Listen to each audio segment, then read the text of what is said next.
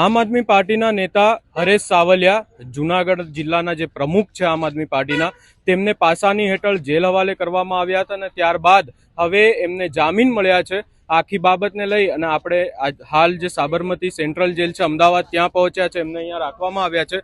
થોડાક જ સમયમાં તેઓ જેલની બહાર પણ આવશે અને અહીંયા આમ આદમી પાર્ટીના નેતા પણ આવ્યા છે અને તેમની સાથે સાથે કાર્યકર્તાઓ પણ આવ્યા છે। આપણે આમ આદમી પાર્ટીના જે નેતા છે કડીના અને જેમણે જ્યારે બાય ઇલેક્શન થયું હતું ત્યારે આમ આદમી પાર્ટી તરફથી કડી વિધાનસભાનું ઇલેક્શન લડ્યું હતા જગદીશભાઈ આપણી સાથે જોડાયા છે।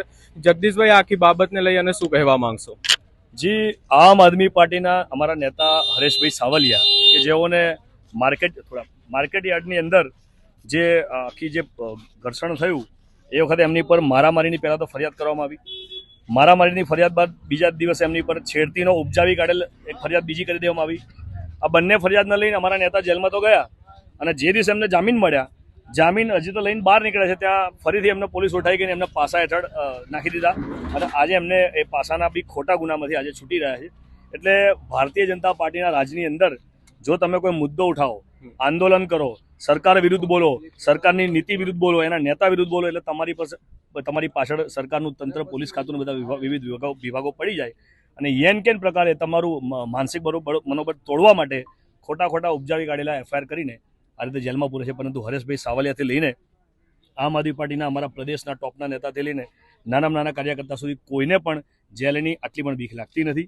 અમે સચ્ચાઈ માટે લડીએ છીએ, અમે ભારતીય જનતા પાર્ટીની કુનીતિઓની સામે લડીએ છીએ, અમે જનતાનો અવાજ બનીએ છીએ, જેથી અમને કોઈ જ વસ્તુનો ભય નથી। આવી જેલ તો એક નેતા માટે, આંદોલનકારી માટે એનું બીજું ઘર કહેવામાં આવે છે। જગદીશભાઈ, એક પછી એક આમ આદમી પાર્ટીના નેતાઓ ઉપર કેસ થઈ રહ્યા છે, નેતાઓ જેલમાં બી જાય છે અને જેલની બહાર આવીને પક્ષ બી બદલી દે છે। આપણે જોયું રાજુભાઈ કરપડાએ પક્ષ બદલી નાખ્યું।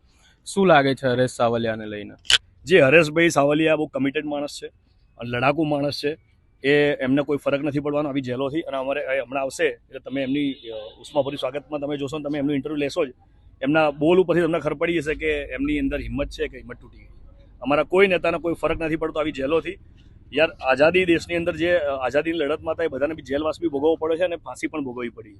કોઈ પણ વસ્તુ દેશને સારી પરિસ્થિતિ કરવી હોય તો આહુતિ તો આપવી પડે। જી જગદીશભાઈ, એક પ્રશ્ન પૂછવો છે મારે। આમ આદમી પાર્ટીના નેતાઓ ઉપર કેસ તો થઈ રહ્યા છે પણ એની સાથે સાથે એક પછી એક હુમલાઓ પણ થઈ રહ્યા છે। આપણે જોયું કે યુવરાજસિંહ જાડેજા ઉપર હુમલો થયો, ત્યારબાદ જિગીસા પટેલ ઉપર ગોંડલમાં હુમલો થયો। આ આખું આનું પાછળનું કારણ શું હોઈ શકે? બોખલાઈ ગયા છે। 2027માં ભારતીય જનતા પાર્ટી એની હાર ભાડી ગયું છે। એટલે જેટલા બી આમ આદમી પાર્ટીના જે લોકોની જનતા પર પકડ છે, જે લોકોને ભારતીય જનતા પાર્ટીની કુનીતિની સમજ છે, એની વિરુદ્ધ જેમને બોલતા ફાવે છે, એવા તમામ નેતાઓને યેન કેન પ્રકારે યા તો એમની પર પોલીસ ફરિયાદ કરવામાં આવે યા પછી એમના ભાડોતી ગુંડાઓ દ્વારા એમની પર હુમલો કરવામાં આવે। આ જ બધી સ્કીમોથી ડરાવી રહ્યા છે। તમે હમણાં જ મારી પોતાની પર, મારી રેસ્ટોરન્ટ પર એક સામાન્ય માણસ છું, મારા ત્યાં ઇન્કમ ટેક્સની રેડ પડી। 2 દિવસ સતત મને હેરાન કરવામાં આવ્યા, 8-9 કલાક સુધી મારી ઇન્કવાયરી થઈને છેલ્લે કશું મળ્યું નહીં, ક્લીન ચીટ આપી। એટલે માનસિક રીતે પ્રતાડિત કરવા, હેરાન કરવા, તમારા બિઝનેસ ઉપર દબાણ લાવવું, તમારી આજીવિકા પર દબાણ લાવવું, આ ભારતીય જનતા પાર્ટીની વર્ષોથી આ નીતિ રહી છે। જી, આપ અમારી સાથે જોડાયા અને વાત કરી એની માટે તમારો ખૂબ ખૂબ આભાર। અહીંયા આમની સાથે આમ આદમી પાર્ટીના અનેક કાર્યકર્તાઓ પણ આવેલા છે, આપણે એમની સાથે પણ વાત કરવાનો પ્રયાસ કરીશું। તમે લોકો આજે અહીંયા પહોંચ્યા છો હરેશભાઈ સાવલિયાને લઈને, એમના કેસને લઈને શું કહેવા માંગશો? હરીશભાઈ નિર્દોષ હતા અને આજે હરેશભાઈ છૂટે છે તો અમને એક ખુશીનો માહોલ છે અને અમે વધાવવા આવ્યા છીએ। આમ આદમી પાર્ટીના સમસ્ત કાર્યકર્તાઓ અહીંયા આવ્યા છે, એમના સમર્થનમાં આવ્યા છે, અમે એને વધાવવા આવ્યા છીએ। જી, અહીંયા બીજા પણ કાર્યકર્તાઓ આપણી સાથે છે। હરેશભાઈ ઉપર જે કેસ થયો એ કેસને લઈને શું કહેવા માંગશો? કારણ કે છેડતી મારામારીનો કેસ થયો અને પછી પાસા હેઠળ એમને જેલમાં નાખી દીધા। ભાજપનું આ રાજકીય કાવતરું છે। ભાજપ જાણી ગઈ છે કે આમ આદમી પાર્ટી 2027ના ઇલેક્શનમાં અમને 100% પરાજિત કરશે, માટે ગમે તેવા ખેલો કરીને લડવૈયા જે અમારી પાર્ટીના સારા કાર્યકર્તાઓ છે એમની સામે ખોટા કેસો કરીને એમને ફસાવાનું કાવતરું કરે છે, પણ સદંતરે તે નિષ્ફળ જાય છે અને કોઈ સાબિતી કોર્ટમાં પુરવાર નથી કરી શકતા અને કોર્ટ એમને બાઇજ્જત ભરી કરે છે। એ અમારી આમ આદમી પાર્ટીની અને કાર્યકર્તાઓની અમારી જીત છે અને આવા કરવાથી કોઈ અમારું કાર્યકર્તા ડરશે નહીં। આમ આદમી પાર્ટીના દરેક કાર્યકર્તા લડવૈયા છે, છેક સુધી લડવામાં માને છે અને વિજય મેળવવામાં માને છે। એટલે આમ આદમી પાર્ટી તરફથી હું ભાજપ સરકારને એક જ કહું છું કે તમારે જેટલા ખેલો કરવા હોય ને કરી લો। આમ આદમી પાર્ટી આનાથી ડરવાની નથી। તમારે જેટલાના જેલમાં પૂરવા હોય ને તો પૂરો, પણ એક સમય આમ આદમી પાર્ટી બી એવું લાવશે ને કે જેલ ભરો આંદોલન કરશે, તમારી જેલો બી ખૂટી જશે। જી, અહીંયા બીજા પણ કાર્યકર્તાઓ આપણી સાથે જોડાયા છે. બીજા પણ કાર્યકર્તાઓ છે આપણી સાથે.